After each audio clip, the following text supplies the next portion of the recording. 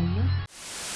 Welcome to den kungelige anarchy, the one-layer nation that and I on the unresident of the event. Welcome to Spring Collection Finale on Dickily Pirate Radio. The guest, none other than Greg Judd, the frontman of rising UK indie rock band, the IDK. Four lads from Essex with a passion for music, madness, and energetic expression. Whether it's here at the club, jams on the beach, or chasing heroes in port traditions, Greg lives the full-throttle life of a rock frontman. And he's here to talk about what the music really means beyond the noise. So grab a pen, light a match, wear your sunglasses, and let's go. Right into our conversation. To start with this beautiful episode, please, Greg, introduce yourself. Hi, thank you. My name's Greg, and I am the frontman, so I am the lead singer and the rhythm guitarist of the IDKs. Oh, nice. I'm also a singer, but I'm sure we are not the same style. I'm always glad to have other singers here. Nice. I'm sure your voice is a lot more beautiful than mine. Oh, thank you. Let's talk about the theme I chose. It's about misfortune. Every band has its share of misfortune. What's a moment experience where your personal life deeply influenced your music? Ooh, that's a great question. I mean, I'm very much one of these guys that tends to look on the. I'm very optimistic. Tends to look on the brighter side of life. So even in misfortune, I'll always try and find silver lining and things like that. I mean, misfortune, you could say, I guess, about a year ago, I broke up with my partner, had to sell the house and things like that. So I guess some of the newer tracks that we have, the band hasn't played together yet. I guess that could have influenced the music. Family members, like my granddad passed, my grandmother passed, and things like that. So, and stuff like that. That it's hard for me because with misfortune, with our music, I look at it as I have between 3 and 5 minutes to take someone out of their day and just bring them up and make them feel better and just take them out of the day-to-day things that they go through. So I try not to let it impact my music, but I can use my misfortune to then create hope for the listener, if that makes sense. So I do understand why people make music that can sometimes feel down or be down, and some of our tracks are that way because they're written by our bass player, and he can, his track that he wrote, Never Listen, and Inside My Heart, I think portrays sort of heartbreak and the breakdowns of relationships very well. But for me, I use my misfortune to inspire hope in others and hopefully in my songs write in ways that can take people out of them places and bring them up. Same here. That's why I wrote this blog entry before recording 2 podcast seasons and get more listeners. I was in a not so good situation because I had an accident in my family. I was taking care with of my mother. She suffered a car accident, and I had 2 breakups. The situation was not so good. So we must make the best from the worst situations. Completely agree. I completely agree. Okay, the next one will be about living the rock and roll lifestyle. Oh, my favorite bit. Oh, mine too. Your band is all about enjoying life, from beers at the pub to rock and roll and everything in between. Yeah, very much so, yeah. Um, and how does that lifestyle influence your music and the way you connect with your audience? I think so connecting with our audience, yeah, I think it very much shows that we connect with our audience in the way that we are the same people. The people that we play to are the people that I guess we do the same things every day. We've got a 9 to 5 job. You know, on the weekends we're going out. We go to we have a drink, go watch the football, have a bit of a party, stay out late. You know, sometimes you're in, sometimes you're spending time with your family, sometimes you're spending time with the loved ones. You know, the rock and roll side of it, I guess, is more about the gigs, the going out after, the nights out with the lads and stuff like that. But the stag do's and stuff like that, yes, it's when we go out.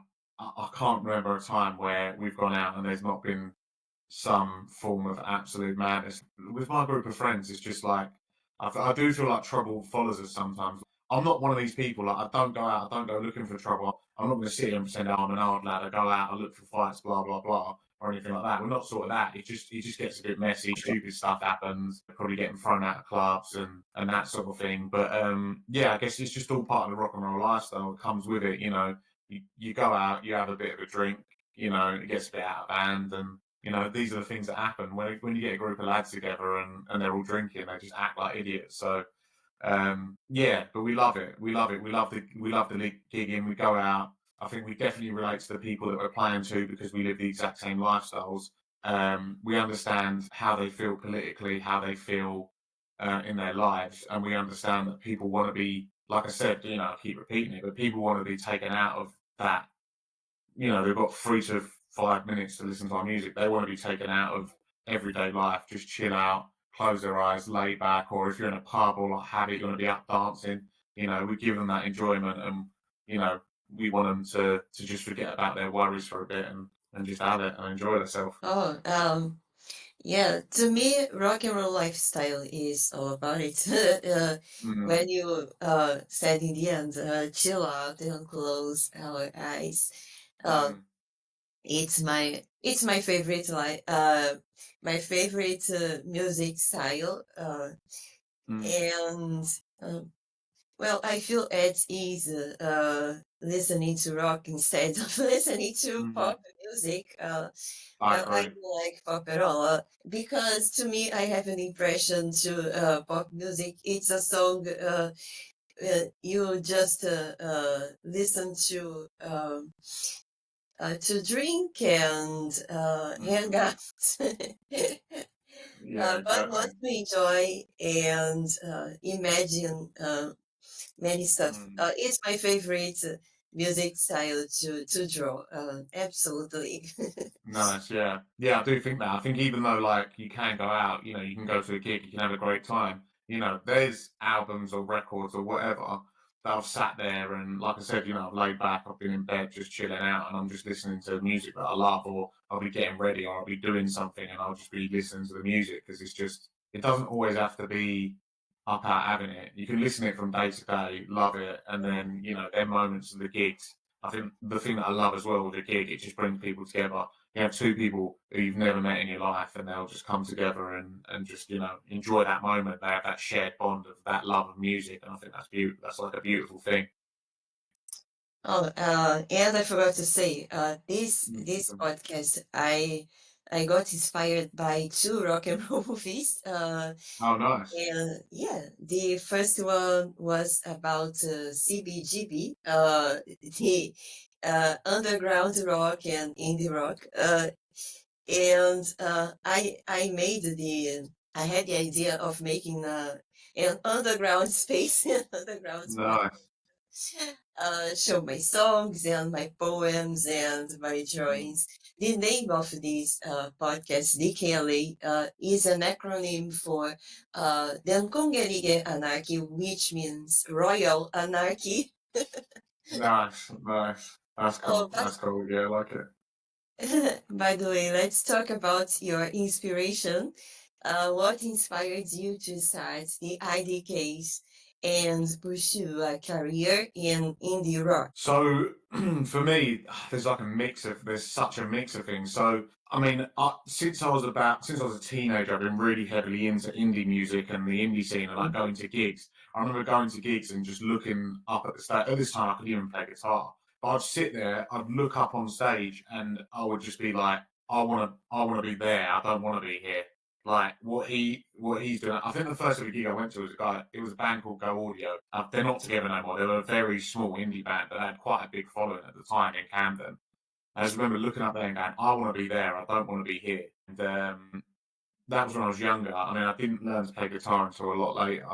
And yeah, just that very heavily influenced by like the Beatles, mainly Oasis. Fuming when I couldn't get tickets today. I've been trying all morning. I was up at 6 a.m. in a queue waiting to get tickets because I wanted to see that gig. It's actually so yeah. So sorry to carry on with the question before I go off on a tangent.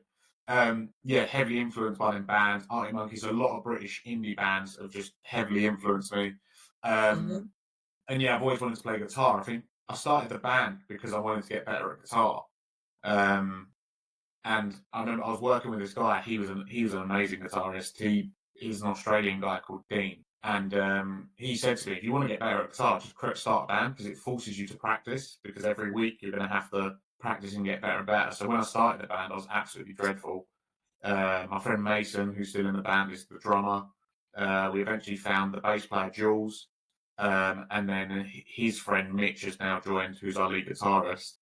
And yeah, just like if we weren't good, genuinely, I genuinely think and I know everyone probably thinks this about their band, but I genuinely think we're easily one of the biggest and best bands in the UK. And if we weren't as good as we were, I would have 100% given up by now. But because of how good we are, like when I listen to us when we play our songs, it just keeps driving me to go on and achieve more and get better and better. And even the numbers on Spotify now are slowly, they're just growing and growing, and it just proves the feedback we're getting on the tracks is incredible, and it's just proving like we're just going from strength to strength.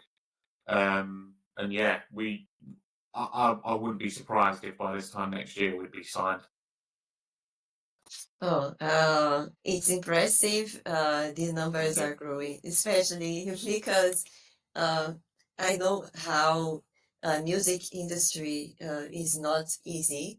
I remember I just studied singing, but I joined this world for a few years, and I didn't like the exigence of music industry at all.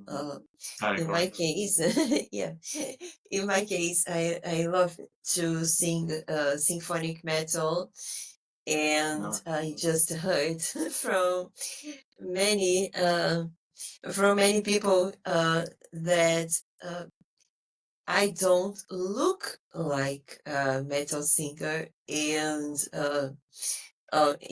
it was really annoying to me. Yeah, it doesn't sound good. I heard that voice echoing in my mind for many times, and then I decided to start singing in online karaoke. Well, it's a way to sing whatever I want and show to the world, because I can spread on social media.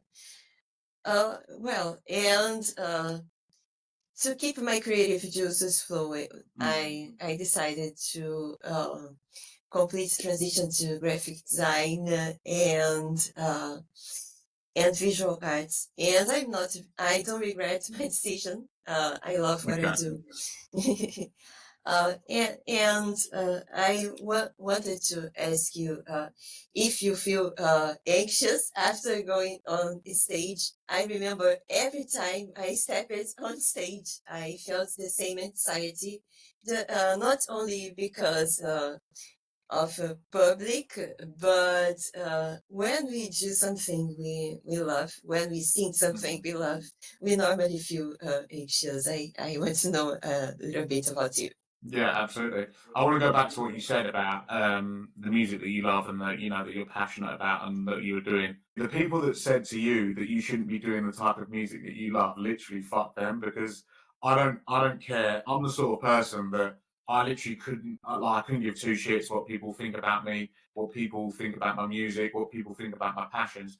I've always said, and this is my strongest belief, is that if you're doing something that you love and you're not hurting anyone else, just just keep doing it.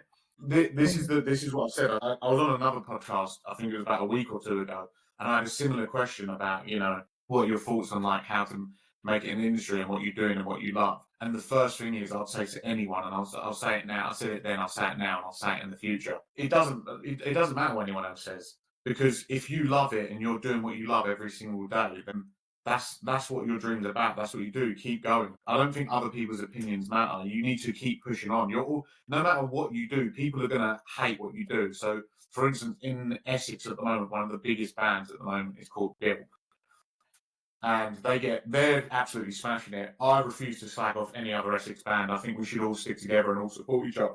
And they're absolutely smashing it at the moment.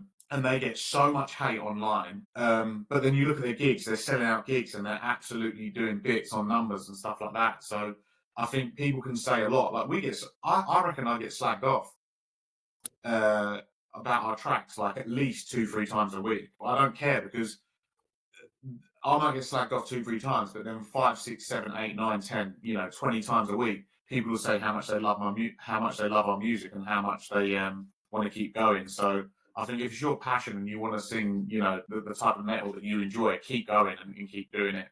I'm happy that you found a passion that you enjoy now, because I think people finding their passions in life and what drives them is, you need that. You really need that. I think it's good for their mental health. I think it's very soothing. I think it's very supportive. Sorry, what was the original question? Because I went off on a tangent. It was about your first point. I asked you about anxiety on stage because I remember every time I step on stage. Yeah. So to be fair, I mean, it's probably because I've got a massive ego and I just absolutely love myself and I love it every time I get on stage. I don't have any anxiety anymore and I don't get scared anymore. The first ever gig I did, I remember it was at New Cross Inn. I remember looking at our drummer and his face. He looked like he was about to be shot at by a firing squad or something. Like, I've never seen like fear in a man's eyes like I did that day. If you'd have asked me to leave there and then, I would have said yes. And I wouldn't have done the first gig. I'm glad we stuck it and we just got on with it. The whole time I remember it was just so quick, because we was obviously getting on stage, setting up, plugging everything in, and then we went. My hands struggled to move, changing chords and going up and down the fretboard because I was so nervous. I remember looking straight ahead of me, and at the back there was a pizza board. I can't remember what it was anymore, but I remember for the next month I could remember every pizza that was written on this board, because the whole time I was singing, I was staring at this board. I wouldn't look at anyone in the crowd, and I would just read the pizza board. I was so nervous. It got easier the more gigs we did, and I got less nervous. And then we played a festival. What was the festival called? I can't remember what the festival was called. But we played some festival in Househead, and we was playing All the Small Things by Blink-182, and we messed up. We messed up so bad, and we all looked at each other, and we was all like quite embarrassed. But that was the best thing that ever happened to us, because that was the worst thing that could have happened, and everything was fine. We started again. The crowd loved the song. They wanted to hear it again anyway, and they could all sing along. So they loved it. So I think that was the best thing that ever happened to us, just purely because ever since then I don't get nervous. I used to have really bad stage fright even talking to people, but now I get up in front of tons of people and I talk and I don't feel any worries or any anxiety. We had a gig last weekend at the Gunners Pub, and I messed up a few times and I just don't even care now. Just get on with it, redo it. The crowd love it, make a joke of it, have a laugh, and yeah, my issue is it's a massive upside to me and a massive downside to me. Just being in this band and our band being so good has made me so egotistical that the anxiety of stage fright and such things have gone. Oh, that's amazing.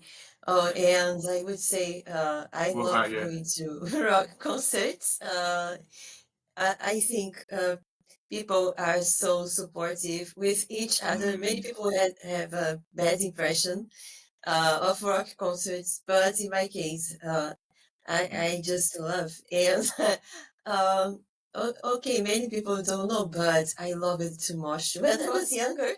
Yeah, I was one of the girls who mosh. yeah, kind of, And man, love it. it's an exciting way to feel the song, and I always finish it with craving for more. I was Yeah. always craving for more.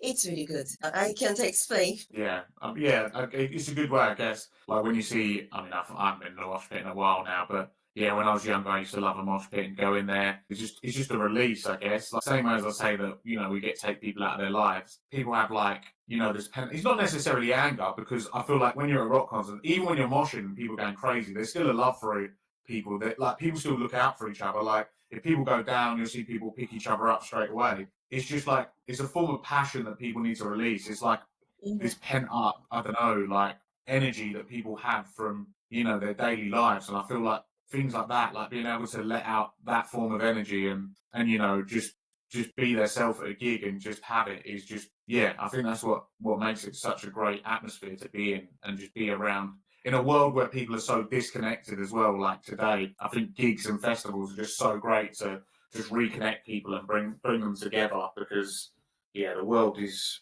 it's a bit of a weird one at the moment. So I'm glad that we've still got that and that, people like my band and yourself are doing, fighting the good fight to bring people together and get that. So, yeah. Oh, and let's talk a bit more about the realities of being a rock band. Your Yeah. music isn't just about the sound, it's about who you are as people.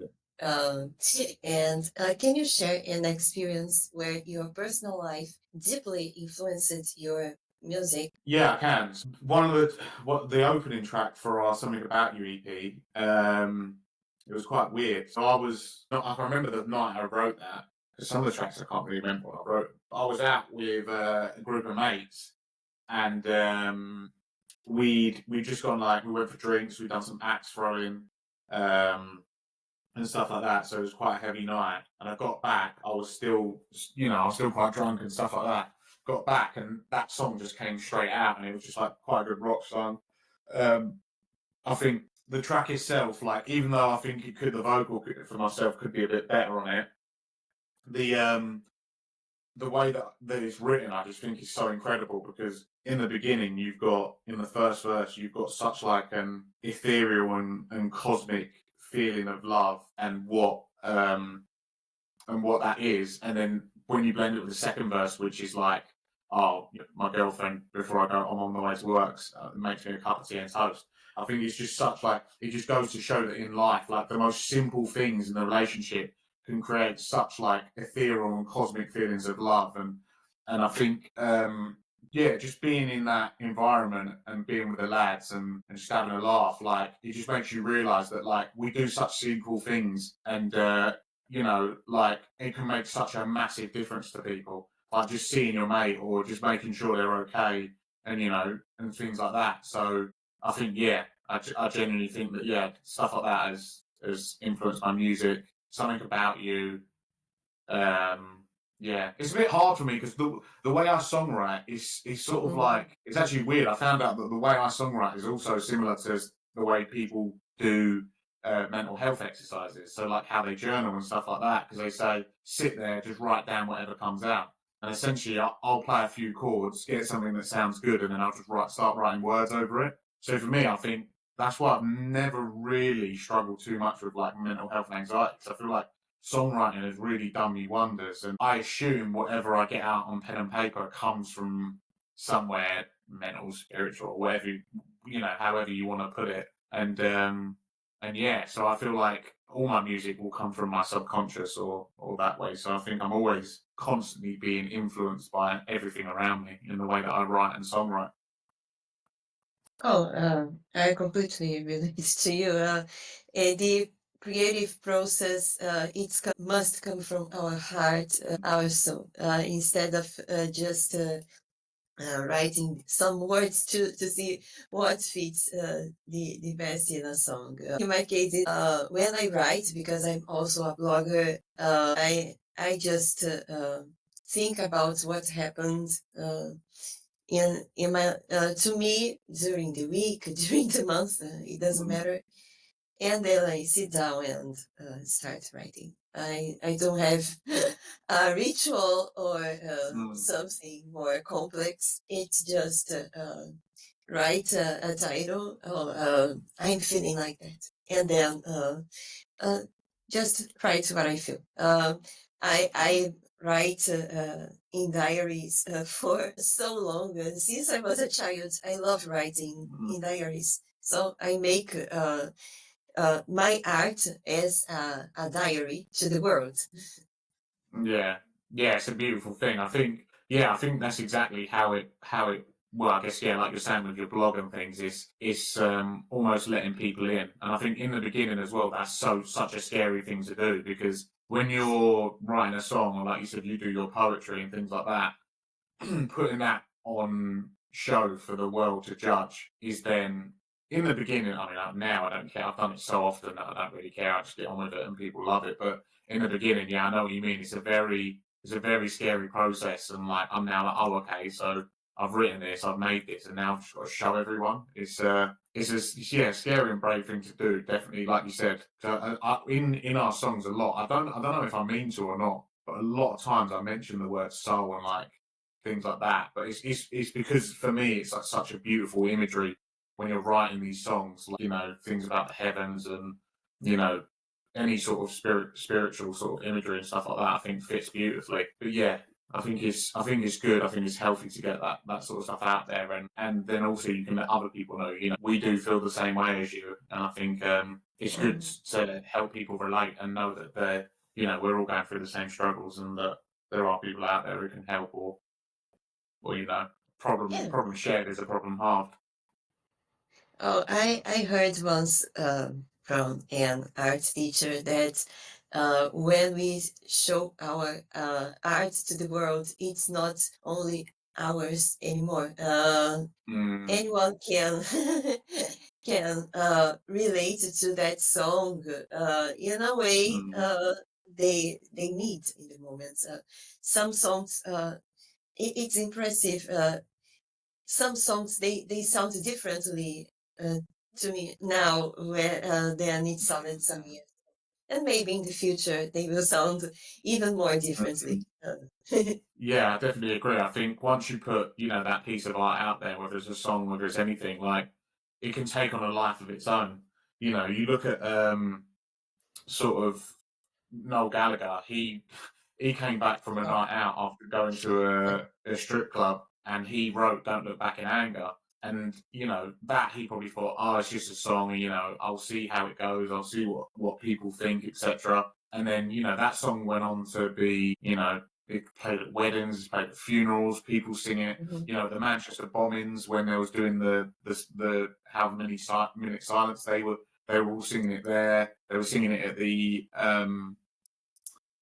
gig afterwards that they created for the Manchester bombings. So it could be a song, it could be written in the most crazy circumstances, but yeah, like you said, it can sort of take on a life of its own, and it becomes, your song is no longer your song. It can be someone's wedding song. It can be the song that they listened to when they met. It could be, so yeah, I do agree that there is an evolution of a song and how it changes, and especially with the political landscape and with everything going on, how, as we're growing as people and our opinions change, a song can mean something else as we can continue through life. Great. And what motivates you to get up in the morning?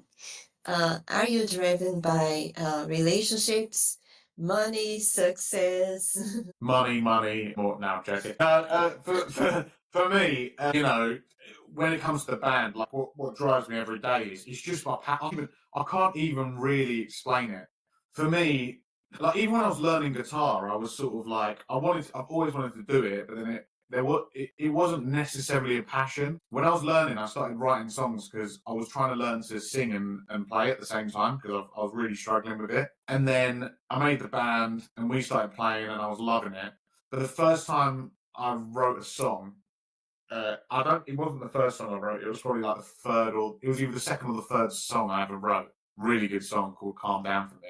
I took it into practice, and we all started. I played the song, and then everyone started playing it back to me, and then like something just hit me, and it was just like, I don't know. It's almost like a drug in a way, that like this feeling of like, this is my song and this is how it should sound because we're all playing it. And like, I remember it's funny, the bass player was like, "Oh, what is this a cover of?" Because he thought it was a cover song. I was like, "No, I wrote this." And he was like, "Oh, this is incredible." So, from that gave me another boost, and we went from there. And it's just, I think it's just constantly chasing them fleeting moments of happiness in life, where you go to a gig and you come off stage and you've played well because you're looking down, and people who don't know your songs are dancing. You've got people who are going mad when you're playing a cover, and people are going mad, and you're coming off and everyone's telling you around how great the gig was and how well because I don't think I'm that good a singer, but I've had it at least 4 or 5 times I've come off stage and people say to me, "Oh, you're an amazing singer. You should be on the big stage," and stuff like that. And it's like, for me, these are the moments, the work, when I see the numbers climbing on Spotify, when I see the successes, it drives me to work hard for this band. It drives me to go out and gig. It drives me to get the records done. And, yeah, like that's never going to stop for me while I'm still chasing this dream, while I'm still chasing this passion. That's what gets me up every day in the morning, and I think it will continue until I die now, because I genuinely feel like this is what I was put on the earth to do. It was weird when I grew up. I always felt like I didn't feel like special or anything like that. I never think I'm better than anyone else, but I always thought like, my life to me, it has some meaning.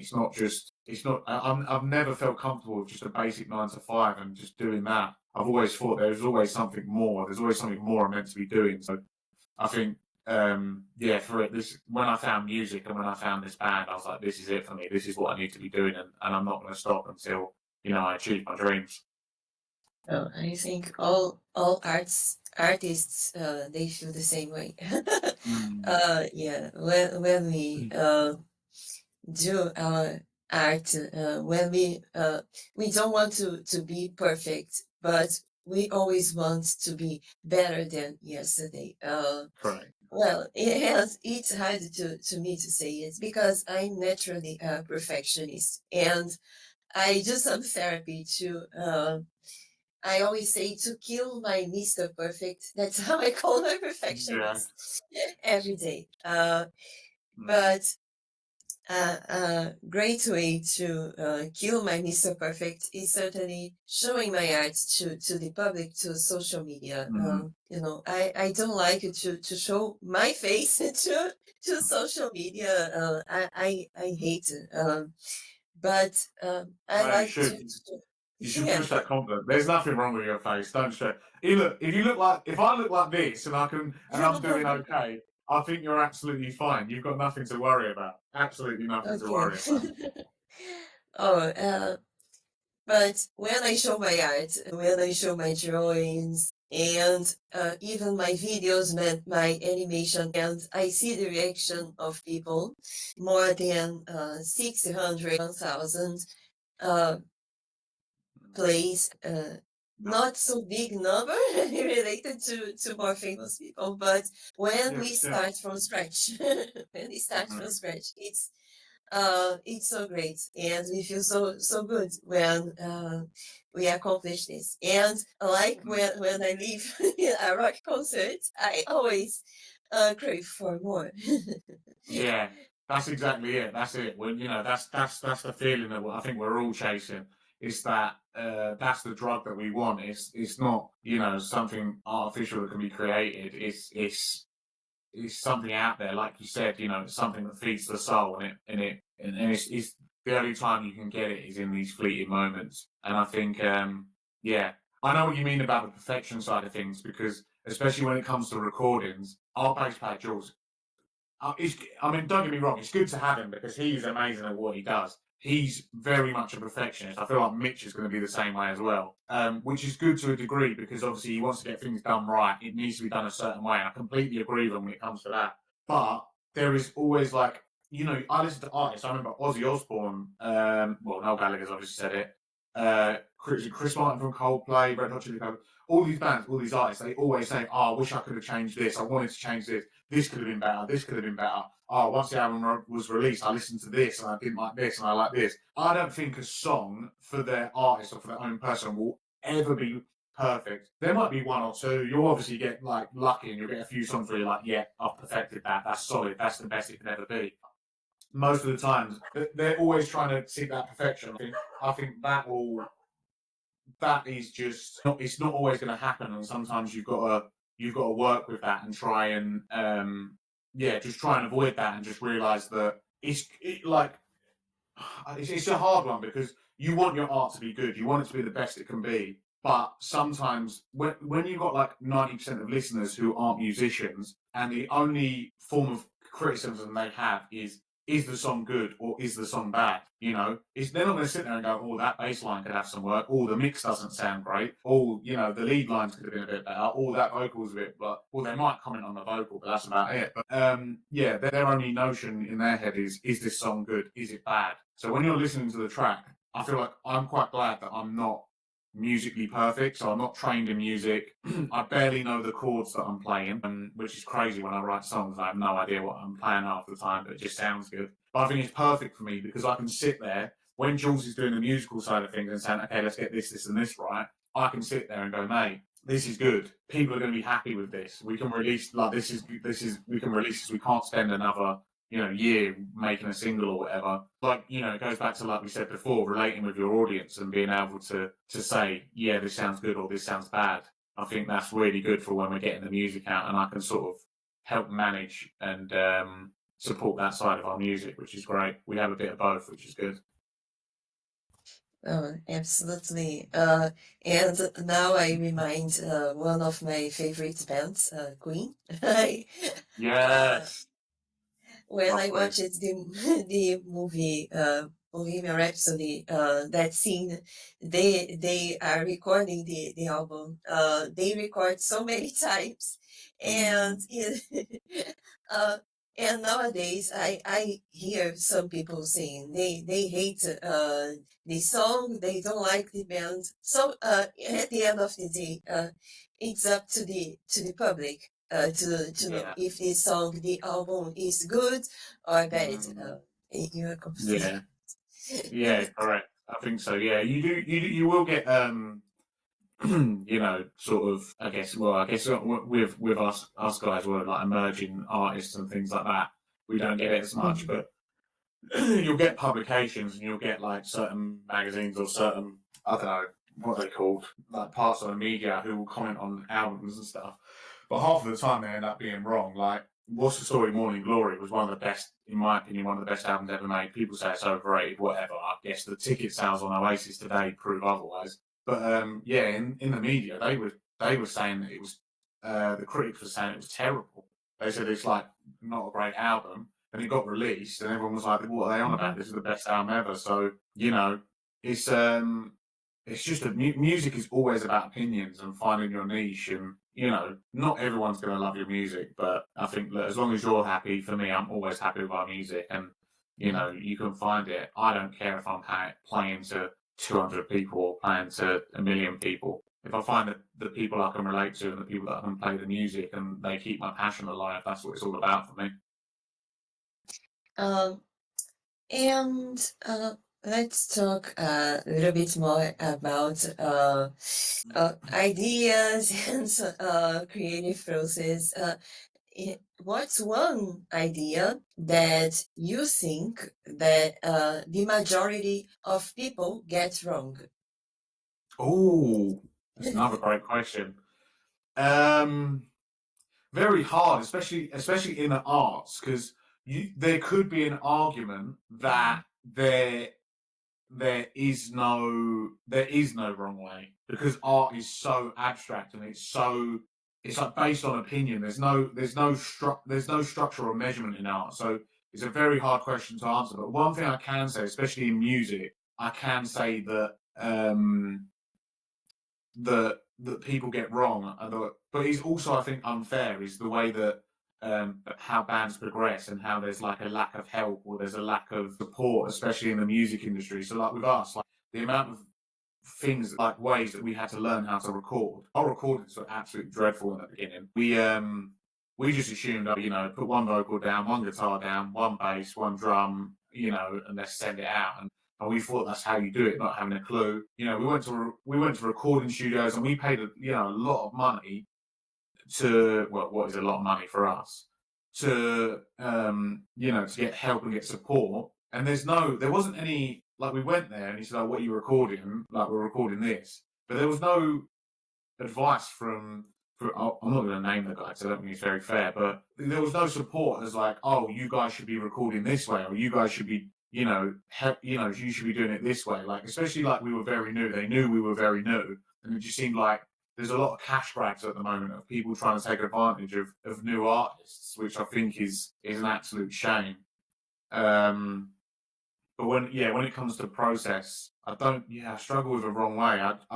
The only thing I can say is our process has been long and we've learned a lot and we've made tons of mistakes, but I think mistakes are good things because they're also lessons and you can learn a lot.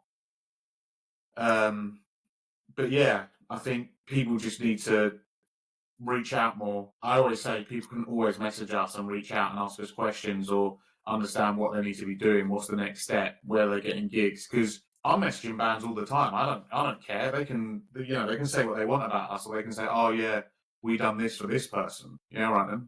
We've helped tons of people out or whatever. Like, I'm constantly messaging people asking for information. How do you get gigs? How do you get a gig here? How did you do that? How's your recording process done? How do you market your music? And I think one thing that people don't do enough. I can tell you one thing that people do that isn't good: gatekeeping. Gatekeeping is the worst. Just not knowledge sharing or not wanting to support or help others because you want to get a leg up and get ahead of them. I think that's a bad thing to do. I think we're all in this together. And if your music is good enough, you shouldn't be scared of telling other people what your process of how you got ahead, because you should have enough confidence in yourself. Yeah. Hide the process. It is not so good. I think we learn more by sharing our process. 100%. I always like to share what I'm doing.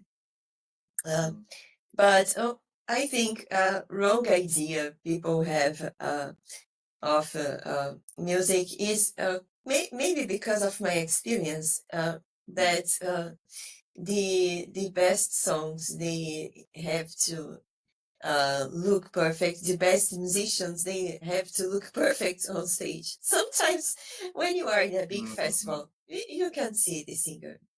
Yeah, exactly. Yeah. But yeah, it so I think has I'm sorry. Oh, I would say there is no one size fits all in music. I think there are so incredible musicians and songs that are completely unexpected. It brings a surprise. Yeah, no, I completely agree. I think, yeah, if you're worried about the way you look or the way you are or things like that, don't. And if people bring that up, that's due to their insecurities, not yours. So ignore them and don't even bother listening to anyone with a negative comment. If it's not constructive, don't listen. If someone's got a comment for me that's negative but constructive, in the sense of, oh, you guys are doing this, but you should try this, or speak to this person, or do this, fair enough. Keep bringing that to me all day, every day, because these guys have improved. If you're just going to sit there and slag us off and say nothing, your opinion is worth nothing to me, and I genuinely don't care. Like, the amount, like I say, we get slagged off like easily, like, it's got to be over like, I don't know, 100 times a week. But the thing is, I'm weird. I'm so weird because I love it. Because for me, any attention is good attention. You can slag off the way I look. You can slag off the way my band looks. What was that I got the other day? Someone just messaged me laughing faces going, "Oh, your band's shit," after seeing that. But I could tell it's jealousy because they can see that our band's rising. They can see our monthly listeners are going up. They can see that our streams are going up.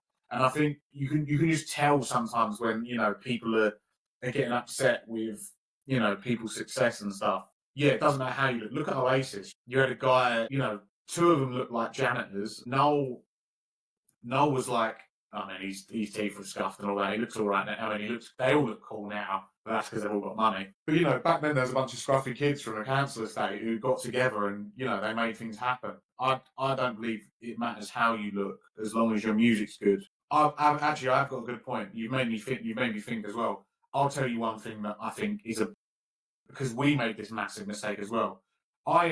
When at first I assumed, because obviously I really do believe in our music. I think our music is amazing. I thought we'd record our music, get it to a good standard, upload it, and that was it, and it would just take off. No, I'm going to tell everyone now that even if your music is good, even if your music is bad, if you upload it, get ready for a ton of marketing, pushing your music out, push it out. We are now needles in a haystack. I mean, I'm quite lucky to be in the top 20% of Spotify artists, which is a great stat, but the numbers for that are actually quite low.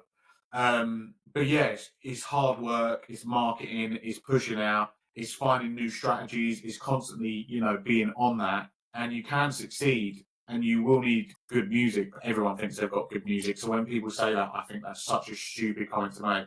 But I just don't understand. Sorry, this is where it starts getting me like talking about my pet peeves. But every sort of marketer and people saying about music go, well, straight away, first thing you need to do, your songs need to be really good. Your songs need to be really good. Well, obviously everyone thinks their songs are really good, so I don't know why they even put that out there as a thing. Just say that, no one cares. Everyone thinks their songs are amazing, so it's just a stupid point to make. But yeah, I think you just need to, get ready to graft, get ready to market a lot, push your music out to all your friends and family, push your music out to people you don't know, push your music out to music fans, find places where you think your fans will be and get out there and, find ways to market, because you could have the next Wonderwall, but if you've got no one to listen, the song won't take on the life of itself. Behind Oasis, they had Creation Records and Sony Music, so it's very easy for them to push out great songs, but for you, you're going to have to, work your bollocks off to get there. So, yeah, that's one thing I will say is a false perception. You can have the best song in the world, but without marketing, you have nothing. Oh, yeah. Well, I would ask you about it, about climbing the ladder. Okay, I'll ask anyway. You are starting to gain traction on Spotify and have big ambitions to become the biggest band in the UK. Oh, and you will. What challenges have you faced on this journey, and how are you planning to overcome them? When I say we have faced, I feel like every step of the way we've faced a challenge. We've had challenge after challenge after challenge. The hardest thing for me is like chasing this dream is like chasing the ghost of a ghost. I am so clueless in what I am doing, it's unreal. I'll sit here and I'll be completely honest and say, I know what my dream is, I know what I'm going to achieve, I know what I want to achieve, and I know what's going to happen. How I get there at the moment is like looking down a dark alleyway. I can see what's behind me and I can see what I've done and I can keep pushing that. But the next steps is just constant. It's basically like a search for knowledge at the moment. It's constantly speaking to people, it's constantly networking, it's constantly finding out new techniques, it's going to people that you know are doing well and understanding their process. So, for instance, at the beginning we released the songs, and like I said, I assumed we're going to take off because we've got the best songs ever. It doesn't work that way. So you first will start pushing it out, right, what do I need to do? So I started YouTubing, looking into how other people are marketing their things. It really did annoy me because I messaged a few bands and asked them about their marketing strategy, and I've been barefaced lied to, and people just avoiding questions because I'm pretty sure they're probably buying streams, which 100% I'm never going to do, especially soon because Spotify clamping down on it. So them artists will be, it'll be so obvious and blatant soon that they've been doing it because the numbers will reflect that soon. So it's just basically doing your research, speaking to people. What I'll also do as well, so like we was at like the 0 mark to begin with. I was messaging other bands and, what are you guys doing? Like, how are you doing it? And there's a really nice guy called Tommy who I've been speaking to. Like, I really like him. He's a really nice guy. I met him on Reddit. Me and him go back and forwards, and we're always helping each other with how to push out and get there. At the moment and in the early stages, all I can say is playlists, especially on Spotify. Get yourself on the playlists, keep pushing, keep marketing to playlists, keep messaging people. And that's essentially how you build numbers at the moment. Eventually you get on like Discover Weekly and stuff like that, and then like the numbers will go up, but get your percentages higher. But yeah, it's just grafting. I'm doing at least like 2-3 hours a day, people are moaning at me that I'm being antisocial, but for me, this is like I'm just constantly working and just grafting because I'm, this dream's going to become a reality. The next steps now, we're working on a new single, so it'll be working on getting pre-saves for that, and then once the track's rolled out, it'll be pushing it to everyone really. So just getting it out, doing more promotion, getting that bigger. And the thing is, the more tracks you have, and the more, because we're doing promotion on each track, people end up liking the track and then they'll hear it, and then we're getting followers as well. So when we get new music coming out, we've got people to listen to it already. People already listen to our other tracks, so that grows your monthly listeners because multiple people are listening to multiple tracks. So it'll just exponentially grow as we release it. One massive mistake we made, that's another thing. We released an EP when we shouldn't have. The Spotify algorithm benefits doing one track at a time. So one thing I'll say to artists is push out one track at a time. If you want to group them into an album or EP after, do that. But release one track at a time and just be working on getting the promotion on them tracks, because that's what we're going to do going forward. And yeah, just music is 20% music, 80% marketing, and keep working at it. And yeah, you'll get there. The numbers help, people listen, and it brings people in. Oh yeah. In my case, I'm also on Spotify for podcasters, but when I started 10 years ago, it wasn't so competitive as it is now. Yeah, I can imagine. I had to change a lot these strategies. I remember that I reached the 30,000 listeners very quickly, just spreading the words on social media. Nice. You should be very proud of that. That's amazing. Oh, yeah. And now I'm bringing much more different formats like the animations, and I invest on video editing. I sell my merch, and I do my merch myself. I draw each of you, my guests, and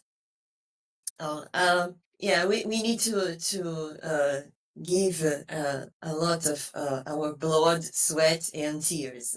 Sometimes we cry because of the comments, but the other day we must get up and work.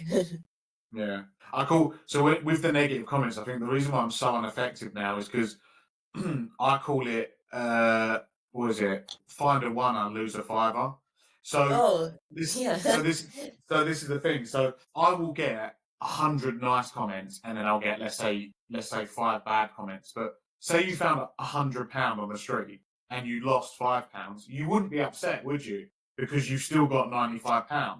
So I look at it the same way. If I get 100 good comments and I get 5 bad, or nasty, let's say nasty comments, because constructive I'm fine with. It's just the horrible ones. I'm like, I don't care. Like, I've still got 95 people who absolutely love me, who are saying amazing things. Why am I going to let 5 people ruin my day when I've got 95 people who absolutely love me? The pros outweigh the cons. I'm up here. So, let the haters hate. Look, people, I've been online and I've had people hate me for no reason. You got people who are out here sending death threats to people and just sending nasty comments for no reason. Probably because they're miserable in their own lives. They're upset about something. They want to get, like I said, when we go to these gigs, when we go to football matches, people are there because they want to let things off their chest. When people say nasty things, they're probably just upset with something and they're channeling their frustration. I don't know, like for me, it's just like, it's water off a duck's back. Like, I'm not going to let someone ruin my day because they've said, Darren from, I don't know, Stockport has said, oh, Greg's band is bad. Oh, I better give up and stop playing now. It's like, there's other people who want to see me. There's people out there who want to hear this music. So I'm going to keep going. I'm going to keep doing what I do. I enjoy it. I'm not hurting anyone. If anything, I'm trying to bring joy to people's lives. So let's keep doing it. And yeah, let's not let these people affect us because, this is all part of the journey. It's only going to get, the bigger we get, it's only going to get worse. And for me, I've got no issue with that at all. It's just so easy for me. I just find it funny. And I love the attention. When people are horrible, like I said earlier, like any attention is good attention. So if you want to bring negativity to me, do it. It's like it gives me interactions. It boosts my posts and stuff like that. So if you hate me, keep hating me, and I'll take the wins from it. You are right, Jeff. Even negative attention is a kind of tension. I remember Exactly. last week I posted something on Reddit. It was about podcasting advice. I always ask it to the community, and many of the people was really kind and helpful, but some of them just because I put one sentence in the end, I'll just read the 5 first comments. Oh, I was prepared to do roast, and I was roasted by a couple of users just because of these comments. But yeah, we must relax breathe deeply and okay. Just I just think don't let it affect you. I think it's all part of the journey. You know, nothing comes easy, and them things, like I said, the better we do, the worse these things are. And I'm so prepared. I feel like I was built for this life, and I just don't.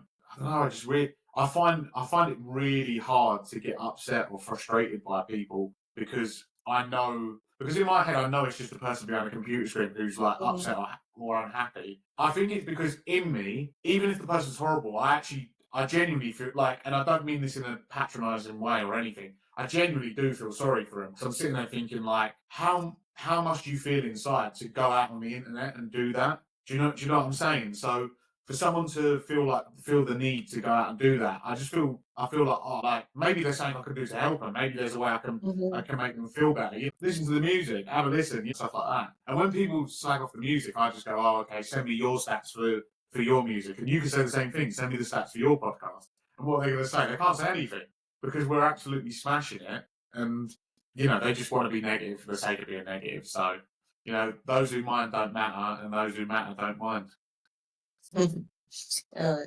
Absolutely. Well, let's talk now about your experience for the band's experience.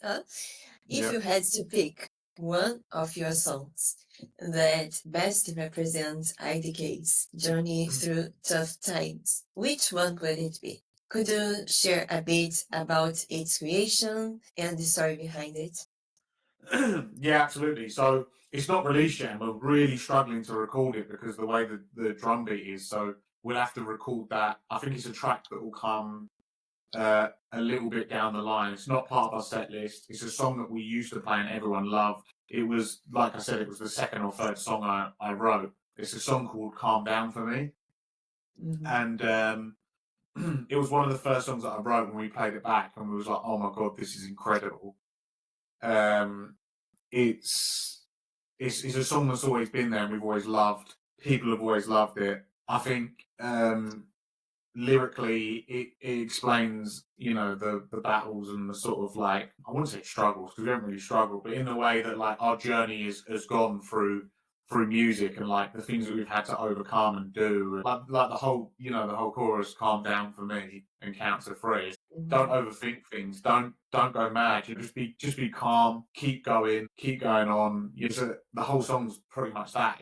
I can't remember the lyrics off the top of my head. We haven't played it in so long, but it's essentially about things are hard, life's hard, but calm down. You'll get there. Just take your time and just relax. You don't need to make things harder for yourself when things are already hard. So I think that song is a really good track. We all enjoy playing it.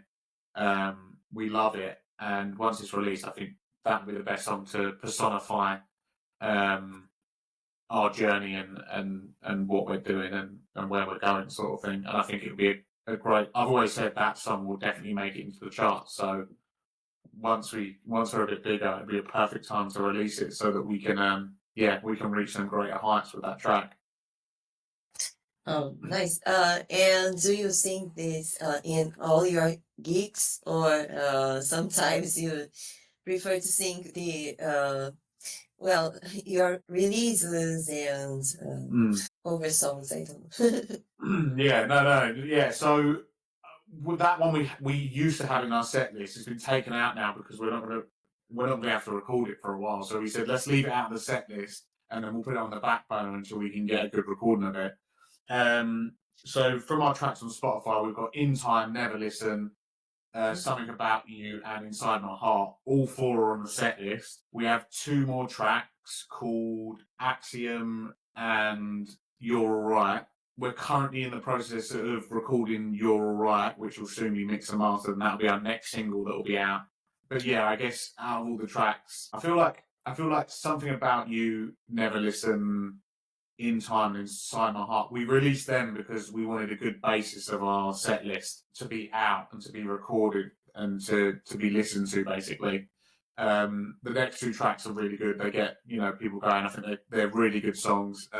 You're Alright is a very beautiful track about same thing again. Well, not the same thing, but it's just about like how every day, internet, social media use and things like that can cause such a strain, but to chill out, it's not always real life, and that you will be all right and things will be good. Axiom, which will be our track that we release after You're All Right, so that might be, depending on the time frames, that could be coming next year, and that's a song about, I guess it could be related a lot to our journey.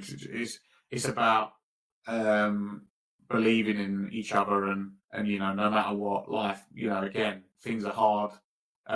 Things don't always go smoothly, but just keep believing in yourself, keep going, because we all believe in each other, and that's what matters most. Awesome. I feel like in a great position, because it's great to ask the artist which songs they like the most, because make sure I'll go to Spotify after our conversation. Thank you very much. Thank you. And listen to each of these songs. The best track that we've released that's on Spotify, if you want to start, I'd say Give Something About You a try. I'd say that's definitely, for me, so we've got our two best tracks are definitely Something About You and Never Listen. I am very biased because I wrote Something About You. And yeah, of our released songs, that's my favourite. It's very upbeat, very catchy, and yeah, it's just a song that is great. It can be played. It will definitely bring smiles to people. It'll make people happier. It'll put them in a good place. And I think that's why I love the song, because for me, music is about taking people to that place where they can feel good, where they can be better and be just enjoy it. Like music, like TV, films, gaming, anything like that. It's a form of escapism. From day to day life, where we need this form of escapism, like to get away from the day to day monotonies, to get out of the things we're seeing on social media, the politics, the war, and things like that. So I think Something About You is good. It's a 5-minute song. It takes you out of that, and it just puts you into a happy place where you can just enjoy yourself for a bit without having to worry. And that's what I love doing with my music. Awesome. And okay, I'll give a listen to these 3 songs. Thank you. Or even more, because in my case, I like to listen to music. I think from the moment I wake up to my last minute of the day, I'm always listening to something, and many people has a favorite part of music, and in my case, I like listening to lyrics and understanding what they mean, and trying to bring them to my world, to my life. And that you said something really interesting about music as escapism of daily lives. Yeah. Sometimes we are not in the mood, and there is a perfect song for the moment.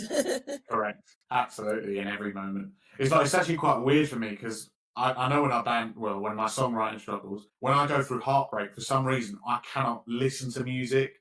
I can't, because for me, like I say, like the sort of music I listen to, the sort of music I love, is always happy, upbeat, hopeful, and things like that. So like music always brings me happiness. So whenever I'm sad, down, or heartbroken or anything like that, I don't know, I physically can't put music on. I can't listen. I don't know why. It's just such a weird phenomenon for me where my body just wants to reject it and I can't listen to it because it's such, music for me has always been great. I go to, like, when I go to festivals with my friends, when I was in the car when I was younger with my mum and dad, when we was at parties, when I'm watching the football and we're listening, like, even like big, like, we'll go down the pub and we'll watch the England games and Leroy, the guy who sort of DJs at the pub, he'll put all the music on the football songs and we'll be chanting the football songs. And, like, for me, music is such a happy and amazing place. It brings something out of me that just is just great, that when I'm down and things like that. And I know it's so different for other people, and I'm not saying by any means that anyone should do this just because I do, but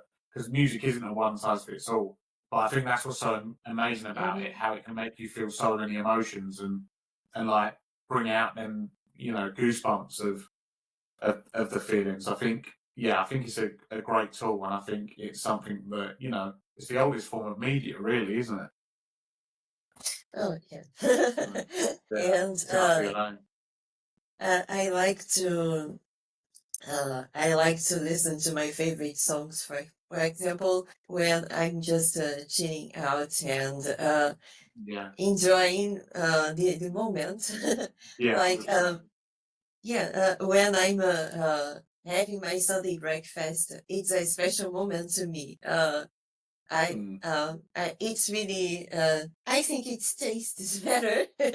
Definitely. It's like one of those things. It can bring back memories. A certain song can bring back memories. It can remind you of a person. There's so much involved with, the way music is and the way it works. I just think, it's so integral. I wish I had the quote to hand right now, but I forgot the guy. It was like one of the, I'll find it while we're talking, but it was like what do you call him? Not a prophet, a Greek. I can't remember, some guy. It was a famous quote, and it was about how music is linked to the soul and like how it can bring peace and things like that. It's so beautiful and so true, and I think that people need music for all sorts of things, and I think we're a very long way from it ever dying out. It'll always be around. I know the quote, but unfortunately, I also forgot the author. Well, this is the last question before opening our lightning round. Okay. It's an advice for aspiring musicians, but you give so many advices. Just one more. For those who want to follow in your footsteps and live the rock and roll dream, what advice would you give them, especially when facing their misfortune moments? Yeah, absolutely. I think you're gonna have to learn to have a thick skin. And like I said, like, you are gonna get slagged off. You are gonna have people provide negative comments, and you are gonna have hate. Like, we live in the world of social media. It's probably the worst it's ever been for artists that are in the position that we are. Before, maybe 10, 20 years ago, we could go under the radar and we wouldn't get any bad publicity until we started taking off. But now, like, you've got to be on social media, you've got to be on TikTok, you've got to be, pushing your marketing. So get ready to get some bad comments, because you need a thick skin. When people are telling you you're not good enough, when people are saying they don't believe in you, because trust me, I've had it more than anyone. Weirdly enough, I've had friends tell me, oh no, you're not going to make it, or oh, you won't be good enough, oh, you're not doing this. And then they'll come to a gig and they'll be like, oh my God, you're actually good. And then, like, now, like, people are seeing the numbers grow, and like, all these people that before were saying, oh, I can't imagine it being you, and now like, oh, maybe, the ball's rolling. And I know when we get to the next stage, the ball's going to, more people are going to be like, oh, okay. And then eventually the people that in the beginning that were saying, oh, it probably won't be you probably won't make it, they'll want to be there side by side with us, at the gigs and doing that. So get ready to prove people wrong, grow a thick skin, keep going, find something that you're passionate about, because you're not going to make a lot of money. You're going to be invested in a lot of money. And we always try and find, we haven't got a ton of money, so we always try and find the most affordable way to do it, which so far has worked out for us. So yeah, you want to get the music together, find what you're passionate about. If it's a band, find others that are passionate about. If you're on your own, then I guess it's a bit easier in a way, but then obviously some bits will be harder. Get the gigs right, get confident gigging. Once you're happy with that and you're happy with the set list and what you've got, then start recording your music. Once you've got your music out, make sure you're doing it one song at a time. Get ready to graft in every single way possible, like what we're doing now. Get on podcasts, get out there posting your song, get on Reddit sharing your music, get on playlists, speak to other bands, find out what they're doing, speak to them about gigs, message other bands about gigs, message venues about gigs, find your local gig slot, contact, find a scene as well with a similar style of music and get playing there to get heard. Try and keep it local first and try and build up. This is another step that we're currently working on, which is like local gig venue. And yeah, just keep pushing and pushing and pushing. Get ready for hard work and get ready. If you're not willing to put the hard work in, then just do it as a hobby, because you're going to be putting in hours and hours a day. You're really going to have to work and graft, and eventually your dream will come. Just believe in yourself, have the mindset.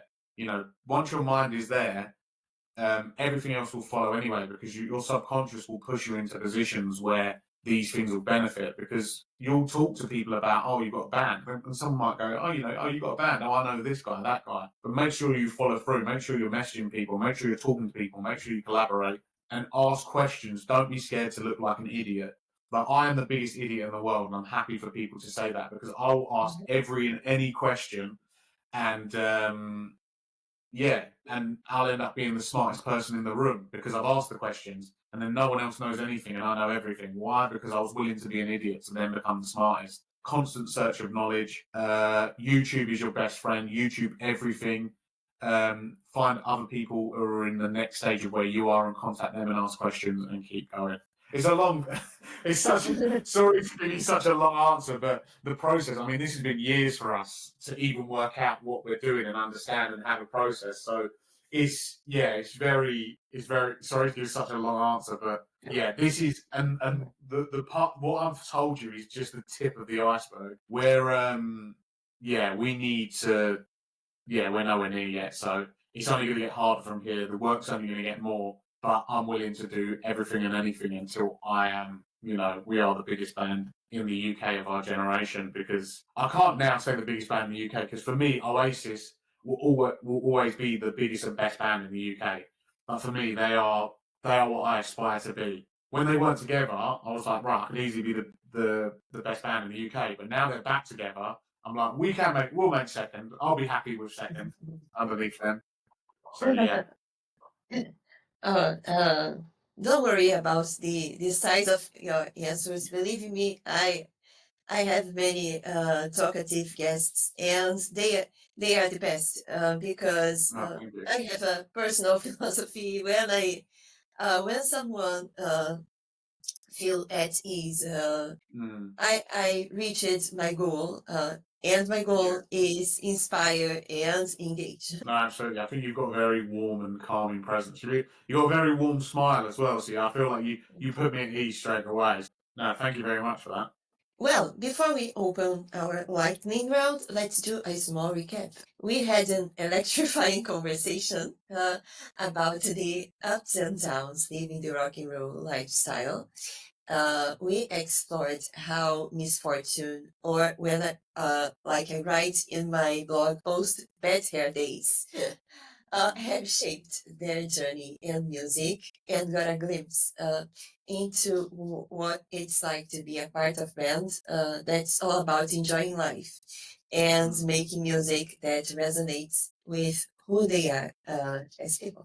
Now let's go to our lightning round. Questions are short, but the answers are free. You can answer in your time.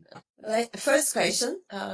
If you could swap lives with any fictional character for a week, who would it be, and what do you think their biggest challenge would be in your life? in my life? Yeah. Fictional character, who's cool? There's so many cool fictional characters. Okay, so it can't be it can't be a real person. It has to be fictional. So it has to be someone in like a movie or a book. Go. No, 'cause he's too much war and stuff. Who's got quite an easy life, but quite a good one? I feel like all the characters with like. So I'd love to say Harry So Potter. do you have some rock singer or favorite musician? It can be too. Not Oh, only. okay. I was going to say. Okay, so it can be a real person as well if I could swap Yeah. life, right? Oh, yeah, definitely Noel Gallagher. The fact that he played lead guitar is such a basic question for me. It was always going to be that.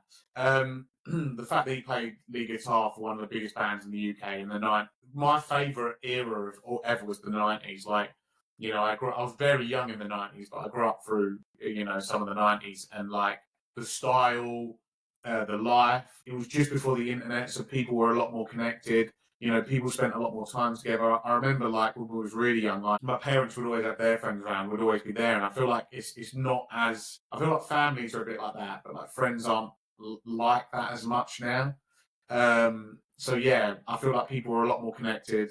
TV was great. Films were absolutely phenomenal. Britpop was around, so that was incredible. So yeah, being Noel Gallagher in the 90s would have been incredible. Playing Nebworth, opening up at Wembley when he stood there in 2000s at Wembley and played Cigarettes and Alcohol. For me, like seeing that crowd and playing like that is just absolutely phenomenal. Nothing will touch that. So yeah, that's where I go for me. Oh, great. Well, my childhood was in the whole 90s. Yeah. So I know what you are saying. Yeah, the life before internet was very different, and we had technology back that time, but Yeah. it's not the same. No, not the same at all.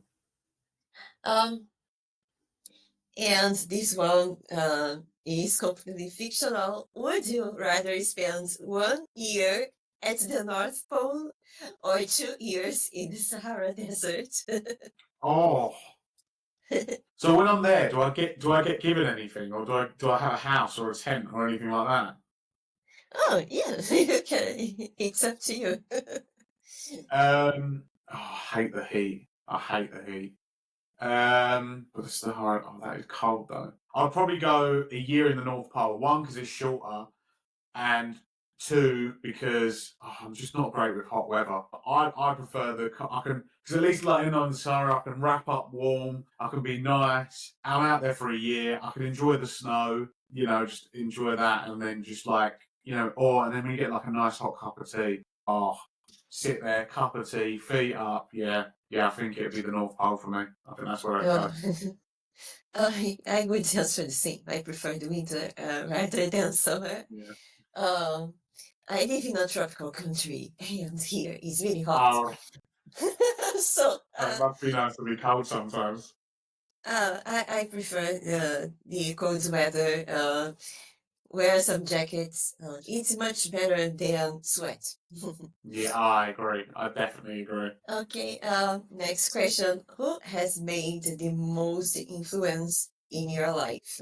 The most influence in my life, or I can't really put that down to one person because everything's so diverse. I mean, first off, it's going to be my family because I would say like, well, I guess in a way, yeah, my family, because like even when I was a lot younger, my mum and dad, the first house they bought, so they had 4 of us. I think we had I can't remember, was it 2, 3 bed house, something like that. But basically, like me and my other 2 brothers had to share a room because my sister had her own room. So I think my younger brother and my older brother had to share a room, and I had to stay at my nan's a lot of the time. So like she influenced me a lot in the way she was like a very East End Cockney grandmother. There's a woman online at the moment called Grime Gran, and the way she acts, because you can just tell she's a proper like East End Cockney grandmother, and she's just like, my nan was literally like her in the sense that like she was very old school. She was there's like a new movement at the moment called trad wife. And like my nan very much embodied that. Like she did everything for me. She wouldn't allow, even if I tried to help her, because like I'd always do like DIY for her and stuff like that, and look after her and do anything I could. But like, she wouldn't let me do anything, and like, she brought me up with like the old school working class Cockney like values and things like that. So I think it was, yeah, I think having her, she was very influential. My parents as well, because my dad, he was from the East End of London, and my mum from Liverpool. So obviously, like, my love of the Beatles and things like that come from my mum's side of the family.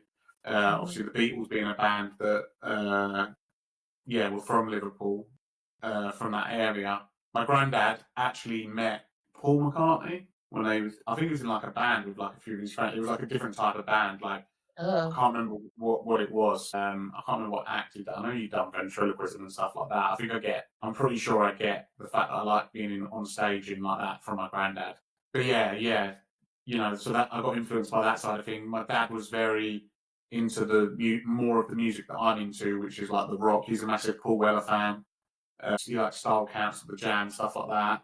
Even though I'm not the biggest Paul Weller fan, I still like some of his music, and I'm very much into rock. And yeah, for me, it's like such a mix. Like, my friends got, like, me and my friends are into indie music. There was like a whole, when we were teenagers, whole landslide indie, and that's when I first got properly into indie music and my love for it. So yeah, I can't, influential, yeah, my family. I've got heroes and stuff like that. Obviously, as you know, Noel Gallagher, Oasis, and you know, other artists and stuff like that. But my biggest influence are my friends, my family, and the people around me. Awesome. Well, when I ask this question to the guest, the answer is the same. And if you ask me, who is your biggest influence, I would say the same.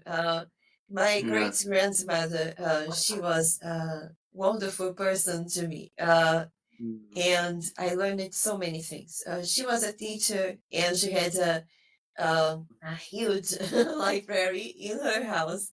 So I just have memories in my childhood reading many of her books and watching the world. It was really good. And I had a great time with her. No, yeah, that does sound great, yeah. I think it's a beautiful, I think family is a beautiful thing. I think, especially as children, like, we're always heavily influenced by like our families and you know, the way they are and stuff like that. So yeah, it sort of frames who we are as people. So yeah, I think that makes a lot of sense. All right.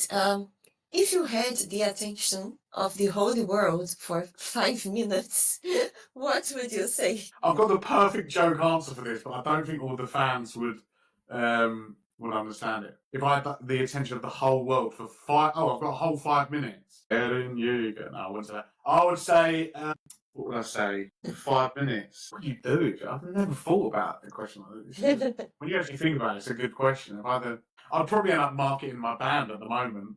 I mean, with the first 2-3 minutes, I'll tell them to get on my Spotify and say, have a listen.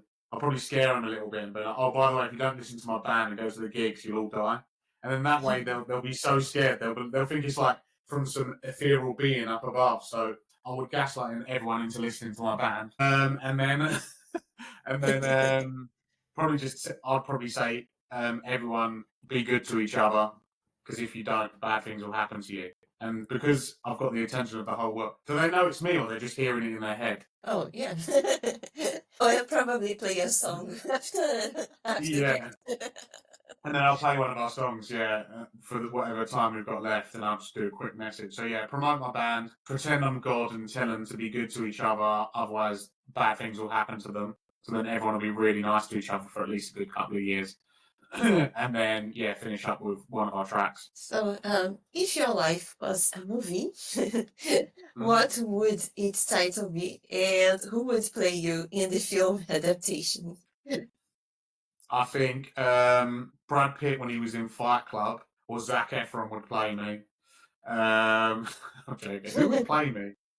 The title of the film. The title, which I'm probably going to use for our first...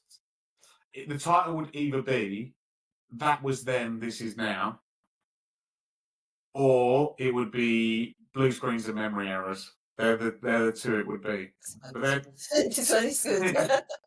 So yeah, so them two titles. So that was Then, This Is Now. My mum created a painting and she wrote that on it, and I thought that was perfect because our music is heavily inspired by 90s indie rock and things like that. The music we're doing now, we've obviously sort of modernized it to what we like and things like that, but we're still heavily inspired. So to have the title That Was Then, This Is Now is just perfect. So that would be the title of our first album or the film. And then I work in IT at the moment, and some guy locked a ticket one time, one of the partners of the firms that I work for, and the title that he wrote in it was Blue Screens and Memory Errors. I just thought it was such a... I was like, oh my God, that sounds like an album title. And it just makes so much sense because Blue Screens and Memory Errors are literally just... It's just like... They're faults that happen with all machines. And like... I think that title perfectly describes today's world. We live in a world of abundant technology and things that help us, yet mentally we're at the lowest we've ever been. So I thought that title was absolutely amazing. So I'm either going to use them titles as albums or they could be for the film if I had one. And to play me, I would go with, I don't know, let's just say Zac Efron. Be perfect. We can grease up his abs and then just pretend it's me and just show him off. It'd be great. Yeah, people will don't know who you are. And in many films, the actors look completely different. Yeah. Well, but I like this title because I was thinking of what would be a good slogan to me, my personal slogan, because I have a slogan to my podcast, to my art studio, but not a personal one. And I thought about system fatal error. Yeah, Because it's completely me. Yeah, exactly. Like, yeah, no, I completely agree. That's why I think like them sort of titles. It's like I said, we're in a world of technology, and things are still constantly going wrong. So I think these titles just perfectly describe the world we're living in. Okay, let's go to the next question. What's a failure you've embraced that led to growth? Everything I do. I think every failure should be a lesson. Like I said, the biggest one that we had was when we was at the festival, and we was at a festival and we played a song, we messed up really badly, and then ever since then, like, we've realised that's the worst that could ever happen. Now we don't stress at gigs. The recordings, we got recordings wrong so many times until eventually I sort of started watching YouTube videos and working out like how we need to track our recordings and stuff like that, and it's got a lot better. We've got people mixing and mastering who are really good. Writing songs, improving songs, marketing, the amount of wrong things I've done and I've worked out, and trying to push to get people at gigs and stuff like that. So yeah, it's been one massive failure and learning curve for us. I feel like it's constant. It's definitely not ended. There's definitely more errors and things that we're going to get wrong, but as long as I'm seeing improvement and things are going right. Our marketing as well, working out how to market the music, like I said, releasing the music. So, but as long as you can turn them failures into lessons, that's for me what's most important. Failures, I don't look at failures as failures. I look at them as lessons and ways to learn. So as long as you can turn it into that and get the good out of it, then you're on the right track, I believe. If you want to predict the future, study the past. Is there a historical event in your life, not necessarily general, or figure that you believe offers insight into your future? Oh, yes. And this is why this is going to sound so weird. I sound obsessed with the man. It's so bad. If I ever meet him, he's going to think I'm a weirdo. But yeah, Noel Gallagher. Again, I know I keep bringing him up, and I know I keep repeating his name. But the reason being is obviously, so Oasis split up. I couldn't get tickets. I feel like there's supposed to be a time and a place I'm meant to meet him or meant to speak to him or maybe eventually support him or whatever. I bought tickets to go see him live, and I broke one of the bones in my leg. I bought another ticket to see. Oh. Yeah. So it was like a sign saying not to go. I bought another ticket to go see him live, and my granddad passed, and his funeral was on the exact day that the gig was. Wow. So yeah, at this point, I was sitting there thinking, I'm not going to buy any more tickets because I don't want any more bad luck. Because I feel like the universe is trying to tell me something as to why I should be going. I tried to get Oasis, so they reformed Oasis. I tried to get Oasis tickets, and I couldn't get any. But at the moment, I'm not sad, even though I'm a huge fan. Like, I'm not really sad, or I'm not upset, because I feel like my life's on a certain path, and I feel like there's a reason this is happening. I feel like something else is meant to happen. So I think when the time's right, I'll meet him, and it'll probably be in a better circumstance when the band's flying, and we keep support with him or play with him, and I think that'll be that'll be a good time. Oh, great. The and Noel Gallagher. I think the movie question. I know who would play you. I don't know if he's an actor, but if Noel Gallagher was an actor, he would play you. I would love him to. He's probably 20 years too old to play me, but yeah, I'd love it to be him. But yeah, maybe one of his sons. Yeah. Now, next question is about this statement. Laziness walks so quickly. One word. What's your biggest motivator? Passion. Oh, I see. I see. For real. And I think if you're not driving by passion, when we make art, well, it's not art. It's everything, but not art. I agree. Okay. What's the most important quality you look for in a friend? Oh, in a friend. It's sort of loyalty. I think that if you was to say two, because it's in a friend and a partner and anything. Oh, it's one more. It's loyalty and trust. The reason I pick loyalty over trust is because I feel like if someone is loyal, then they will be truthful. But you've got to be able to trust the person. But yeah, if it was one thing, loyalty down to the ground. If you have loyalty in a person, you have everything. You know, if someone won't betray you no matter what, then I think they're going to be a friend for life, and they've always got your back. So I know with my family and stuff, we're all loyal to each other, and that will never change, and we trust each other wholeheartedly. So yeah, I think loyalty is the most important thing in a friend. Yeah, same to me, because but in my case, I'm not a person with too many friends. I have very few friendships, and the few friends I had, in some moments, some of them just betrayed me or backstabbed me. I don't know why, but it happened, and. Well, these moments, I think they taught me to be more attentive to who I bring to my life. And secondly, to develop my spirituality, my faith, be more spiritual, instead of just expecting something from others. They can see it. Yeah. No, I agree. I think with me, like, I always try and phrase it in my mind. Like, one thing I do realize, I mean, I don't know if my family are the same, but with other people, I always try and realize that, the same way as I always have my own best interests at heart, other people are always going to have their own best interests at heart. So if someone does something, it's probably because they might have a reason, and I'll always try and understand the reason. But you are right. Certain times you have to just let people go. I'm quite lucky in the fact that I sound like I'm gloating now. Oh, I have so many friends. I have too many friends. I get to a point where I'm just like, it's like, but it's mainly because I've got different groups of friendships. I've got so many different groups of friendships. A lot of them are more acquaintances than friends.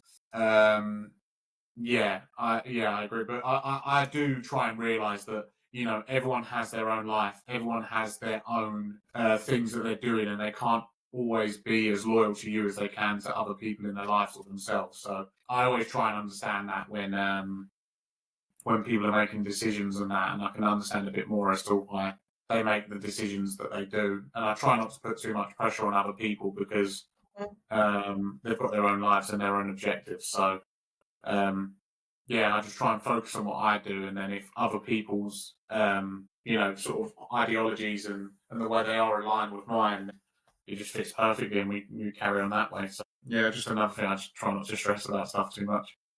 It's much better when the values are almost the same. It avoids some surprises. It relates to you. And the last question: what's one cultural influence that has shaped who you are today? Oh, cultural influence. Yeah, I'd probably say it was. I want to step away from Oasis, even though that was massive for me. I will say to get me to the. Oh, it could be two things. Right? Yeah. So one was there was like a massive influx of like popularity in indie rock and indie bands in my teenage years, and obviously they were like my formative years of like getting into music. They always say from like I guess from when you're like 12 to probably 15, the music that you're listening to then is eventually the music when you're older you'll be listening to for the rest of your life. My music when I was younger was very diverse and I would listen to absolutely everything. It's now narrowed down. It's mainly like indie rock and certain styles of rock and things like that. But yeah, when I was probably about 13, 14, 15, I would listen a lot to indie music. I remember having my little iPod Nano, iPod Touch or whatever it was, and listening to music on that. Was it an iPod Shuffle or something like that, whatever the cheap one was. And yeah, like I'd listen to my music, I'd go on LimeWire, download my my indie tracks and listen to them. And yeah, so I got into that. I went to Camden, I'd watch live bands, getting into music. But when I was really young, the first band that I absolutely loved was a band called Busted. They were like it was a very cheesy punk pop band from the UK. They're still quite big now. But yeah, that was like they were my gateway into rock music, and that's why I used to love them. I used to love like their style, the way they play guitars and things like that. But now I feel quite bad because one of the main guys called Charlie, I think he very much understood that it was a very cheesy band, and he was trying to mature what they played and what they did, etc. I think he even tries to do it a little bit now. But they become a bit typecast in the way that they do cheesy pop punk music, and which was great for me when I was that age because it was so perfect. Like it got me into rock music, and eventually I moved on to the indie rock scene and indie rock in the like British bands, and then from there, just continued to listen to it and going to gigs and just loving it today, and that's what's heavily influenced. The music that I write and the music that we play today. Awesome. Rock to me, I think I started listening secretly, but maybe we belong to the same generation. Illegal downloads. Yeah. I know what you mean. It's all right. I think we're safe now. Because we're past that era with Spotify and stuff. I think we made that. But yeah, I remember it was just like. It was the era of like everyone was using LimeWire to just illegally download music, fill up their category. Because like back then, you'd have to buy like a CD or whatever it was, and then like you'd have to burn it or like go to iTunes and buy music and then download it. And I was like, no way, I can get all this music for free. I'll just look on the charts, download it. I've got all the music that I love right here. So yeah, I do remember those days and quite fun. It was actually quite funny to be fair. Yeah, but the radio was not so diverse, and the CDs were not so cheap. So I agree. Yeah. That's all for our session. But I won't let you leave before answering me two things. The first one. DKLA's doors are always open to you. Would you come back one day if you could? Yeah, absolutely. I've really enjoyed the conversation. I think you're a very wholesome and kind, and you've got a nice warmth to you as a person. So yeah, I think you've been very nice. You've been very welcoming. To have me on. when we're still a band that, even though we're gaining traction, we're still quite an unheard of band. So I think it was nice of you to, have me on and give me this opportunity to, reach your viewers and get heard. So yeah, absolutely. I definitely would come on again. And I want to say thank you so much for having me on today. Great. And do you have a final message to our listeners? Yes. So, we're the IDKs. We're on Spotify. You can search us. Our link tree is, you should be able to see it just here, linktr.ee/IDKs. All our links are there to all our social media. That'll take you through to our Spotify, where we are on other music media platforms, but our main one that we use is Spotify. Definitely give us a listen. You'll love our tracks if you love indie rock music. Our next gig is on the 4th of October at the Old Dispensary in London. And yeah, we've got a new single coming out in the next month or two called You're Alright. And then we'll have the last song on our set called Axiom that will be released a couple of months preceding that. So yeah, keep in touch with us. Follow us on all socials at IDKs_the. Follow us on Spotify, and yeah, keep going and follow our journey, because we're very much growing now. Eventually, it will exponentially keep growing, and we're going to be soon the biggest band in the UK. And we're here to prove it. Oh, and all the links will also be in the episode's description. Oh, thank you very much. That's great. Thank you so much for giving me your time and insights. I can't wait to have you again. It was a great conversation. It was a great conversation. I really enjoyed it. And that's a wrap on this parody and the spring collection of Season 9. With thanks to Greg Judd and the IDKs for bringing the noise, honesty, and the chaos we all need. This season was about planting seeds. Summer is going to be about letting it all grow wild. See you for the launch of Summer Art. New stories, new sounds, and same pilot Until then, keep it loud, keep it weird, and keep it DPLA. Don't forget to rate us 5 stars, like, share, and subscribe. See you. Good evening.